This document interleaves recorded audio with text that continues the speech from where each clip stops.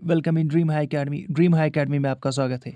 चलिए स्टार्ट कर लेते हैं आज का टॉपिक। और आज के टॉपिक से स्टार्ट करने से पहले मैं आपको इतना ही कहूँगा कि हमने हिस्ट्री के कुछ लेक्चर्स आप लोगों के सामने रखे हैं, अपलोड भी किया हुआ है। अगर आप चाहोगे कि हमारे बैचेस में शामिल होना, आप हमारे बैचेस में शामिल हो सकते हो। और अब तक हमने हिस्ट्री के जो है वो लगातार कम से कम जो है वो 10 से 15% आपका सिलेबस जो है वो उससे भी ज़्यादा शायद कंप्लीट किया हुआ है। तो चलिए आज का लेक्चर स्टार्ट कर लेते हैं। कल का लेक्चर आप लोगों ने पढ़ा होगा। आज आप लोग ज़्यादा जो है वो मायूस होंगे, एक तरह से जो है वो फ्रस्ट्रेटेड कंफ्यूज होंगे, क्योंकि आज जो है वो जेकेएसएसबी ने सिलेबस, या ये कहिए कि सिलेबस जो है वो कुछ दिन पहले जो है अपलोड किया था। और आज उन्होंने सिलेबस नहीं बल्कि एक एग्जामिनेशन के बारे में उन्होंने लिखा कि आपका जो एसआई का सब इंस्पेक्टर का जो एग्ज़ाम है वो 15 से लेके ऑनवर्ड्स, यानी 15 ऑफ फरवरी से स्टार्ट होगा। तो कुछ ही दिन बचे हैं, हम ये कह सकते हैं कि 45 डेज़ बचे हैं। और 45 डेज़ में ये सिलेबस कवर करना बहुत मुश्किल होगा। लेकिन ये कॉम्पिटिटिव एग्ज़ाम्स है, आप इसमें कुछ नहीं कह सकते। ये एक्सपेक्टेड था, क्योंकि उनको भी जो है वो मिनिस्ट्रीज़ की तरफ से ऊपर से भी जो है उनको ऑर्डर्स मिले थे कि आप लोग को जो है एग्ज़ाम जो है वो काफ़ी जल्दी कंप्लीट करना है। सो आज जो हो आपका एग्ज़ाम है, आपको घबराना नहीं है, बल्कि सिर्फ इतना करना है, आपको प्रिपरेशन जो है वो करनी है। कोई मुश्किल काम नहीं है, बस सिर्फ ऐसा कर लीजिएगा, जो आपके पास नोट्स होंगे उनको जो है वो कवर अप कर लीजिएगा, उनको पढ़िएगा, हमारे साथ राब्ता रख लीजिएगा। डेफ़िनेटली आपको जो है वो काफ़ी ज़्यादा हेल्प होगी। कल हमने पढ़ा था लॉर्ड कर्ज़न के बारे में। जी हाँ, लॉर्ड कर्ज़न 1899 से लेके 1905, फिर इन्होंने अपॉइंट किया था पुलिस कमीशन। एंड्रू फ्रेज़र जो इसके हेड थे, फिर उन्होंने जो है वो मॉन्यूमेंट्स प्रोटेक्शन एक्ट एक तरह से पास किया था, जिसकी वजह से इंडिया की जो कल्चरल हेरिटेज है उसको जो है वो एक और इसको ग्लोरी मिल गई, यानी इसको जो है बूस्ट अप बिल्कुल रिस्टोर किया। और आर्कियोलॉजिकल सर्वे वाज एस्टैब्लिश्ड। उसके बाद फिर passed Indian coinage and paper currency act.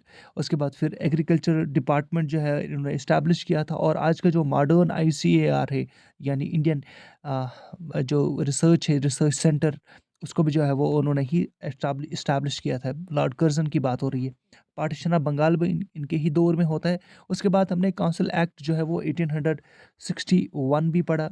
जी हाँ, 61, 62 भी पढ़ा। उसके बाद फिर आज का जो है इंडियन काउंसिल्स एक्ट ऑफ 1892 है। तो इसमें कुछ ख़ास बात नहीं थी, बल्कि सिर्फ़ आपको इतना ही याद रखना है, जो एग्ज़ाम पॉइंट ऑफ व्यू से काफ़ी ज़्यादा है। इसमें कुछ पावर्स ऐड किए गए। कौन से पावर्स ऐड किए गए देखिएगा। दिस एक्ट, ये इंडियन काउंसिल्स एक्ट ऑफ 1892 की बात हो रही। Increase the power of legislative councils. Legislative council का जो पावर है उसको इंक्रीज़ किया गया, and gave them the power of discussing the budget. और किनको पावर ऑफ डिस्कसिंग बजट मिल गया? ये उनको मिल गया जो उसमें ऐड हो गए थे कुछ मेंबर्स, उन मेंबर्स को जो है वो power of discussing the budget मिल गया। चलिए आगे बढ़ लेते हैं। अब यहाँ से आपका जो है वो इम्पोर्टेंट फेज़ स्टार्ट होता है। ये आपको याद रखना होगा कि इंडियन जो नेशनल मूवमेंट है वो इंडियन नेशनल कांग्रेस के एस्टैब्लिशमेंट से ही ज़्यादा इसमें जो है वो एक तरह से एक स्टेप वाइज जो है प्रोसीजर इन्होंने फॉलो करना स्टार्ट कर दिया। सो इंडियन नेशनल कांग्रेस की बात अगर करेंगे, ये कब इस्टेब्लिश हुआ था, इसका कौन सा प्रेसिडेंट था पहला, इन्होंने अपनी मीटिंग्स कहाँ कहाँ पे की, कौन प्रिजाइड कर रहा था उन मीटिंग्स को, ये जानना काफ़ी आपके लिए काफ़ी ज़्यादा इंपॉर्टेंट है, क्योंकि क्वेश्चन यहीं से निकल के आते हैं। और हमेशा इस तरह से क्वेश्चन पूछे भी गए हैं इन द पास्ट, कि इंडियन नेशनल कांग्रेस के रिलेटेड काफ़ी ज़्यादा क्वेश्चंस हर एग्जामिनेशन में पूछे गए हैं। तो अभी हम स्टार्ट करेंगे कि इंडियन नेशनल कांग्रेस, आईएनसी का मतलब यही है, Indian National Congress. First meeting was organised by AO Hume. देखिएगा, एओ ह्यूम जो है इन्होंने ऑर्गेनाइज किया था इस मीटिंग को। और इस वक्त आपको जानना भी है, आपको ये पता भी होना चाहिए कि इस वक्त जो है मैंने आपको जो है वो गवर्नर जनरल्स के बारे में पढ़ाया था। मैंने आपको कहा था कि गवर्नर जनरल्स आपको याद रखना है। 1885 में कौन था गवर्नर जनरल, हमने कल पढ़ा था। जी हाँ, कल के लेक्चर में। तो लॉर्ड डुफरेन वहाँ पे गवर्नर जनरल थे। सो आपको याद रहना चाहिए ये चीज़ें, क्योंकि आपको जो है वो पता भी चलेगा। और लॉर्ड डुफरेन जो है वो 1884 से लेके 1888 तक थे। तो उसके बाद फिर आगे बढ़ लेते हैं हम। अब जब first meeting of Indian National Congress की जो है वो first meeting was organised by AO Hume. जी हाँ, एओ ह्यूम ने ऑर्गेनाइज किया था। याद रख लीजिएगा, मैं प्रेसिडेंट की बात नहीं कर रहा हूँ, मैं ऑर्गेनाइजेशन की बात कर रहा हूँ। कौन ऑर्गेनाइज कर रहा था? At Gokuldas Tejpal Sanskrit college in 1885 में। ये किस कॉलेज में होता है? ये बॉम्बे में होता है। यहाँ पे मैं भूल चुका हूँ लिखना, आप नोट्स में लिख लीजिएगा। बॉम्बे में इन्होंने जो है वो इसको हेड किया। पहले कहा जाता है कि इसको पूना में करने करने वाले थे, लेकिन वहाँ पे कॉलरा आउटब्रेक की वजह से इसको जो है वो शिफ्ट किया गया लास्ट मिनट में इस वेन्यू को। और ये कहाँ पे होने लगा? ये जो है वो ये कंप्लीट होने लगा। अब इन्होंने जो है वो बॉम्बे में इस मीटिंग को प्रिजाइड किया। और मीटिंग प्रिजाइड कौन कर रहा था, यहाँ पे आप देख लीजिएगा। First president WC. Banerjee was the president. Organise AO. Hume ने किया। इन्होंने ये फाउंडर है, याद रख लीजिएगा, ये फाउंडर है। और प्रेसिडेंट कौन है? AO. WC. Banerjee is the president of INC, और इसकी पहली मीटिंग के प्रेसिडेंट जो है वो डब्ल्यू.सी. बैनर्जी बन जाते हैं। उसके बाद इसको जो है वो इस मीटिंग को it was attended by, very important, always asked in exams, 72 delegates ने इसको अटेंड किया था। इसमें क्या ख़ास बात थी, यहाँ पे आपको याद रखना काफ़ी ज़्यादा इम्पोर्टेंट है, क्योंकि जब 1889 में Kadambini Ganguly was the first women, पहली वुमेन वो ग्रेजुएट बन गई of Kolkata university to address the Congress session in 1889 में। क्योंकि उस वक्त जो है वो वुमेन की एजुकेशन काफ़ी कम थी, उस वक्त जो तालीम काफ़ी कम थी, और कंदम्बी गांगुली जो पहली वुमेन ग्रेजुएट बन गई जिन्होंने एड्रेस किया इस कांग्रेस सेशन को। आगे बढ़ लेते हैं। उसके बाद फिर आपको पता होना चाहिए, क्वेश्चन आप देख सकते हो पास्ट में कितनी बार पूछे गए हैं। एनी बेसेंट, आपको ये पूछा जाएगा, आपसे क्वेश्चन आएगा कि पहला जो है वो वुमेन प्रेसिडेंट कौन थी, और उसके बाद फिर इंडियन वुमेन प्रेसिडेंट कौन थी, उसके बाद फिर गांधी जी कब बने थे, ये क्वेश्चंस पूछे जाते हैं। अब आगे देख लेते हैं। Annie Besant was the first women president of INC. जी हाँ, एनी बेसेंट जो है वो 1917 के आसपास जो है वो प्रेसिडेंट बन जाती है आईएनसी की, और ये पहली वुमेन प्रेसिडेंट बन जाती है। लेकिन खास बात यहाँ पे ये है, खास बात क्या है कि ये इंडियन नहीं थी, इंडियन वुमेन नहीं थी। आपको अगर क्वेश्चन आएगा कि कौन थी इंडियन वुमेन, तो मैं अभी आपको बताने वाला हूँ कि इंडियन वुमेन कौन थी।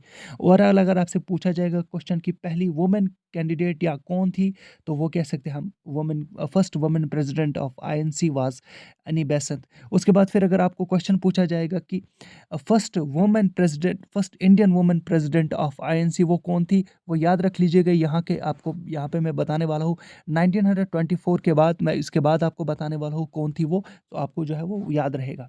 उसके बाद फिर जो है वो first Muslim president of INC कौन थे, Badruddin Tyab ji. First Muslim president of INC कौन थे, बदरुद्दीन तोयब जी। ये याद रख लेना आपको, ये क्वेश्चंस डायरेक्टली पूछे जाते हैं। उसके बाद फिर फर्स्ट इंग्लिश प्रेसिडेंट कौन थे, पहले इंग्लिश प्रेसिडेंट कौन थे आईएनसी के थे, वो था जॉर्ज यूल। ये फर्स्ट प्रेसिडेंट ऑफ आईएनसी था। अब गांधी जी के बारे में बात कर लेते हैं कि गांधी जी कब जो है वो इंडियन नेशनल कांग्रेस के जो प्रेसिडेंट बने थे, वो कब बने थे। इन 1924 में जो है वो गांधी जी जो है वो इंडियन नेशनल कांग्रेस के प्रेसिडेंट बने थे। बेलगांव सेशन में क्वेश्चन पूछा जा सकता है कि किस सेशन में इसे जो है वो प्रेसिडेंट ऑफ आईएनसी बनाया गया। बेलगांव सेशन का इसका नाम है। और इसके बाद हुआ क्या, ये देखिएगा, पहली बार इंडिया में आईएनसी प्रेसिडेंट बन जाते हैं गांधी जी, और आखिरी बार यानी फर्स्ट एंड ओनली टाइम, यानी एक ही बार वो जो है वो इंडियन नेशनल कांग्रेस के प्रेसिडेंट बन जाती है।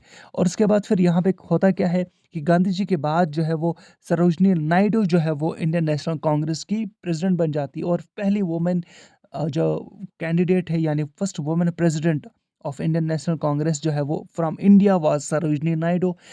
एंड फर्स्ट ओवरऑल जो है वो इंडियन नेशनल कांग्रेस के प्रेसिडेंट कौन थी, वो एनी बेसेंट थी, वो आउटसाइड थी, लेकिन सरोजनी नायडू जो है वो इंडिया की थी। उसके बाद कुछ डिवीज़न होता है इंडियन नेशनल कांग्रेस में। जब इंडियन नेशनल कांग्रेस आता है ना 1885 से लेके 1905 तक, ये अच्छे काम करने स्टार्ट करते हैं, और इनके बाद में जो है वो इनका जो आइडियोलॉजी है, डिफरेंसेस पैदा होती है। उसके बाद जब डिफरेंसेस पैदा होती है, तो ये दो ग्रुप्स में बढ़ जाते हैं। इंडियन नेशनल कांग्रेस जो है वो डिवाइड होता है दो ग्रुप्स में। अब ये ग्रुप क्या था, देखिएगा, ये ग्रुप ऐसा नहीं था कि कोई बाहर से लोग आ गए। यही इंडियन नेशनल कांग्रेस जो है वो आईएनसी जो है वो डिवाइड हुआ दो ग्रुप्स में। एक था मॉडरेट्स, उसके बाद फिर एक्सट्रीमिस्ट्स थे। अब इनकी डिमांड कुछ अलग थी। ये मॉडरेट्स की डिमांड थी कि ये कॉन्स्टिट्यूशनल मेथड्स और पिटिशंस पे ये ज़्यादा बिलीव करते थे। एक्सट्रीमिस्ट्स बिलीव करते थे कि आपको जो है वो ताकत के बलबूते पे आप जो है वो किसी भी हद तक जा सकते हो, और आप जो है वो ब्रिटिशर्स को यहाँ से बाहर निकाल सकते हो, क्योंकि हैंडफुल ऑफ ब्रिटिशर्स इंडिया में मौजूद थे। जब हैंडफुल ऑफ ब्रिटिशर्स यहाँ पे मौजूद थे, तो एक्सट्रीमिस्ट्स का ये मानना था कि हम जो है वो इसको ब्रिटिशर्स को यहाँ से हम बाहर निकालेंगे। तो चलिए अब इंडियन नेशनल कांग्रेस के बारे में पढ़ लेते हैं कि ये सूरत स्प्लिट होता क्या है। ये इंपॉर्टेंट क्वेश्चन है, आप इसको जो है वो अपने एग्जाम में देख सकते हो सकता है कि आप इस तरह से क्वेश्चन जो है वो एग्जाम्स में पूछे जाएंगे, क्योंकि काफ़ी इंपॉर्टेंट है। Indian National Congress got divided into two groups in 1907, जिसे कहा जाता है सूरत स्प्लिट। और इसके प्रेसिडेंट कौन थे, क्वेश्चन आ सकता है। इसके प्रेसिडेंट थे उस वक्त रास बिहारी घोष। मैंने आपको पहले ही कहा कि एक्सट्रीमिस्ट्स और मॉडरेट्स जो है वो यहाँ पे बन जाते हैं। चलिए अब यहाँ पे मॉडरेट लीडर्स के बारे में बात कर लेते हैं। मॉडरेट लीडर्स जो है वो मॉडरेट लीडर्स पूछा जा सकती है कि इनमें से मॉडरेट लीडर्स कौन है? तो AO Hume was a moderate leader, Dadabhai Naoroji was the moderate leader, great old man भी इसे कहा जाता है। Badruddin Tyabji was the great moderate leader. Gopal Krishna Gokhale भी मॉडरेट लीडर थे। आर.सी. दत्त मॉडरेट लीडर थे। डब्ल्यू.सी. बैनर्जी मॉडरेट लीडर थे। फ़िरोज़ शाह मेहता मॉडरेट लीडर थे और रास बिहारी घोष जो है वो मॉडरेट लीडर थे। तो रास बिहारी घोष जो है वो सूरत स्प्लिट जब हुआ उस वक़्त आईएनसी के प्रेज़िडेंट थे। ये बात याद रखना यहाँ पे। जब सूरत स्प्लिट हुआ तो president of INC at that point of time was रास बिहारी घोष। उसके बाद फिर आगे बढ़ लेते हैं, एक्सट्रीमिस्ट्स की बात कर लेते हैं। एक्सट्रीमिस्ट्स का मानना था कि आप जो है प्रमोट कर सकते हो अपने स्वदेशी प्रोडक्ट्स को और बायकॉट करना है आपको फॉरेन गुड्स को। इनका ही जो नारा था कि स्वदेशी आप जो है वो यूज़ कर सकते हो और बायकॉट कर सकते हो आप फॉरेन गुड्स को। सबसे इम्पोर्टेंट इनके जो है वो 3 लीडर्स थे, लाल, बाल और पाल। उसके बाद फिर अरबिंदो घोष भी इनके साथ जो है वो इनका जो लीडर था, मेन लीडर एक्सट्रीमिस्ट का, लाला लाजपत राय, बिपिन चंद्र पाल और बाल गंगाधर तिलक, अरबिंदो घोष। आगे बढ़ लेते हैं, उसके बाद फिर बात कर लेते हैं मुस्लिम लीग कब यहाँ पे बनी और कब इस्टेब्लिशमेंट होगी। देखिएगा, जब यहाँ पे पार्टीशन ऑफ बंगाल हुआ तो एक divide and rule policy introduce की गई थी ब्रिटिशर्स की तरफ से, और उस पॉलिसी में ज़्यादा रोल किसने प्ले किया था? लॉर्ड कर्जन ने। कल हमने पढ़ा था उसके बारे में कि डिवाइड एंड रूल की वजह से जो है वो इंडियन नेशनल कांग्रेस भी इसके ज़द में आ चुका था। उसके बाद फिर जब सूरत स्प्लिट हुआ उसके बाद फिर आपने देखा कि डिवाइड एंड रूल की वजह से मुस्लिम्स को कहा जाता है कि अलग एक सेपरेट इलेक्टोरेट मिल गया। तो Muslim foundation of Muslim League by Aga Khan and Mohsinul Mulk, याद रख लीजिएगा, और नवाब समीउल्लाह खान, ये तीनों ने जो है वो मुस्लिम लीग को फाउंड किया। ये सिर्फ याद रखना है कहाँ पे फाउंड किया, कहाँ पे इस्टेब्लिश किया इसको, ढाका में। एक बार फिर चलिए इसको याद रखने की कोशिश करते हैं। Foundation of Muslim League in 1906 by Aga Khan, Mohsinul Mulk और नवाब समीउल्लाह, ये कहाँ पे हुआ? ढाका में हुआ। उसके बाद फिर आगे बढ़ने की यहाँ पे हम देख लेते हैं। उसके बाद in 1906 at Calcutta session Dadabhai Naoroji declared self government और स्वराज। वेरी इंपॉर्टेंट क्वेश्चन पूछा जा सकता है कि किस सेशन में, जब कलकत्ता सेशन हो गया, सेशंस के बारे में आपको याद रखना है। जब 1906 में कलकत्ता में जब सेशन हुआ था तो दादाभाई नौरोजी जो है वो उस वक़्त इन्होंने प्रिज़ाइड किया था इस सेशन को, और उन्होंने डिक्लेयर किया सेल्फ गवर्नमेंट और स्वराज। स्वराज इन्होंने डिक्लेयर किया। सेल्फ गवर्नमेंट पहली बार कब इंडिया में डिक्लेयर हो गया? जब 1906 में दादाभाई नौरोजी ने प्रिज़ाइड किया था कलकत्ता सेशन को, और पहली बार उन्होंने जो है वो स्वराज का नारा लगाया था। चलिए आगे बढ़ लेते हैं। गवर्नर जनरल्स के बारे में भी हमने पढ़ा। पहले हम गवर्नर जनरल्स हमने स्टार्ट कहाँ से किया आपको याद होगा।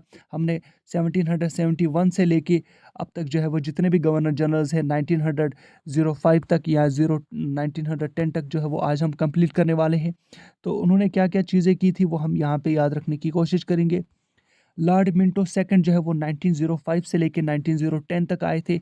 लॉर्ड मिंटो फर्स्ट, आपको याद होगा मैंने आपको कहा था कि first Amritsar treaty Lord Minto ने साइन की थी। ये जी हाँ, 1809 की बात कर रहा हूँ मैं। ये 1809 में लॉर्ड मिंटो फर्स्ट थे, और उस वक़्त पहली अमृतसर की जो है ट्रीटी साइन की गई थी लॉर्ड मिंटो और रणजीत सिंह के बीच में। ये आपको पीछे जाके लेक्चर्स में देखना होगा। Treaty of Amritsar two types की है। एक तो लॉर्ड मिंटो फर्स्ट और महाराजा रंजीत सिंह के दरमियान होती है। उसके बाद फिर ये होती है 1809 में। दूसरी ट्रीटी ऑफ अमृतसर होती है 1846 में महाराजा गुलाब सिंह और लॉर्ड हार्डिंग फर्स्ट के बीच में होती है। तो लॉर्ड हार्डिंग का जो सेकंड है इसका दौर देख लेते हैं कब से कब स्टार्ट होता है। 1905 से लेके 1910 तक। यहाँ पे क्या होता है देखिएगा, मिंटो मॉर्ले रिफॉर्म्स लाए जाते हैं यहाँ पे, सबसे इम्पोर्टेंट यही है। और इसमें होता क्या है, कुछ एडिशनल मेंबर्स को यहाँ पे लाया जाता है। लेकिन इंडिया के पर्सपेक्टिव से उस पे क्या इम्पोर्टेंस है। Satyendra Prasad Sinha became the first Indian to join the viceroy's executive council. He was appointed as a law member. ये आपको याद रखना है। सत्येंद्र प्रसाद सिन्हा, एक मिनट देख लेते हैं हम। Satyendra Prasad Sinha became the first Indian to join the viceroy's executive council. जो लॉर्ड मिंटो सेकंड का जो समय था 1905 से लेकर 1910 तक, फिर 1909 में मोंटिगो मिर्ले मॉर्लो सॉरी मिंटो मॉर्ले रिफॉर्म्स आते हैं। और इसमें क्या होता है कि सत्येंद्र प्रसाद सिन्हा पहले इंडियन बन जाते हैं जो ज्वाइन करते हैं वाइसरायज एग्जीक्यूटिव काउंसिल। ये आपसे पूछा जा सकता है कि किसने पहले, कौन इंडियन बन गए जो वाइसराय के एग्जीक्यूटिव काउंसिल में शामिल होते हैं, तो वो सत्येंद्र प्रसाद होते हैं और इसे जो है वो लॉ मेंबर के तौर पे बनाया जाता है। चलिए, ये आज का लेक्चर कंप्लीट होता है। आप जो है वो हमारे लेक्चर्स प्लेलिस्ट में जाके देख सकते हो, डेफिनेटली आपको फ़ायदा मिलेगा। और जिनको भी जो है वो शामिल होना है हमारे बैचेस में, हमसे वो राब्ता कर सकते हैं, डेफिनेटली उनको फ़ायदा मिलेगा। Thank you very much.